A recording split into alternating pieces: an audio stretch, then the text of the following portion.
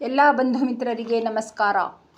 ಕರ್ನಾಟಕ ರಾಜ್ಯದ ಮೈಸೂರು ಜಿಲ್ಲೆಯ ಟಿ. ನರಸೀಪುರ ತಾಲ್ಲೂಕಿನ ತ್ರಿವೇಣಿ ಸಂಗಮ ಸಮೀಪ ಅಗಸ್ತ್ಯೇಶ್ವರ ದೇವಾಲಯ ಹಳೆಯ ಧಾರ್ಮಿಕ ಕ್ಷೇತ್ರ.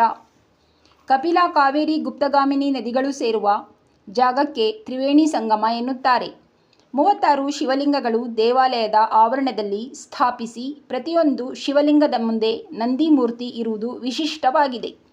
ಒಂದೇ ಸ್ಥಳದಲ್ಲಿ ಲಿಂಗಗಳು ಪೂಜಿಸಿದರೆ ಪುಣ್ಯ ಸಿಗುತ್ತದೆ ಎಂಬುದು ಭಕ್ತರ ನಂಬಿಕೆ. ಮಹರ್ಷಿ ಅಗಸ್ತ್ಯ ಈ ಜಾಗಕ್ಕೆ ಬಂದು ಶಿವಲಿಂಗ ಸ್ಥಾಪಿಸಿದರೆಂದು ಪುರಾಣದಲ್ಲಿದೆ. ಕೆಲವು ಲಿಂಗಗಳು ಯಾವುವು?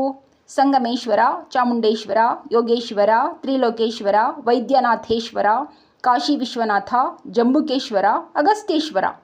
ಇನ್ನೂ ಹಲವು ಲಿಂಗಗಳು ಸ್ಥಾಪಿಸಲಾಗಿದೆ. ಪ್ರತಿ ವರ್ಷ ಕಾರ್ತಿಕ ಮಾಸ ಮಹಾಶಿವರಾತ್ರಿ ಸಂಗಮ ಸ್ನಾನದ ಸಮೀಪದಲ್ಲಿ ಸಾವಿರಾರು ಭಕ್ತರು 36 ಶಿವಲಿಂಗಗಳ ದರ್ಶನ ಪಡೆದು ಪೂಜೆ ಸಲ್ಲಿಸುತ್ತಾರೆ. ಧಾರ್ಮಿಕ ಕ್ಷೇತ್ರವು ಹಾಗೂ ಪ್ರವಾಸಿಗರಿಗೆ ಸುಂದರ ತಾಣವು.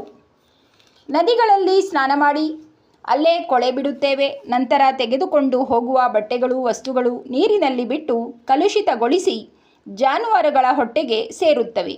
ಭಕ್ತರು ತೆಗೆದುಕೊಂಡು ಹೋಗುವ ವಸ್ತುಗಳು ಕಸದ ಡಬ್ಬಕ್ಕೆ ಹಾಕಬೇಕು. ದೇವರಿಗೆ ಎಷ್ಟು ಧ್ಯಾನದಿಂದ ಪೂಜಿಸುತ್ತೇವೆಯೋ ಅಷ್ಟೇ ಶುಚಿತ್ವದ ಕಡೆ ಗಮನ ಕೊಡಬೇಕು. ಭಕ್ತರು ಅರಿವು ಮಾಡಿಕೊಳ್ಳಬೇಕು. ಬಂಧುಗಳೇ, ಲೈಕ್, ಶೇರ್, ಸಬ್ಸ್ಕ್ರೈಬ್ ಮಾಡಿ.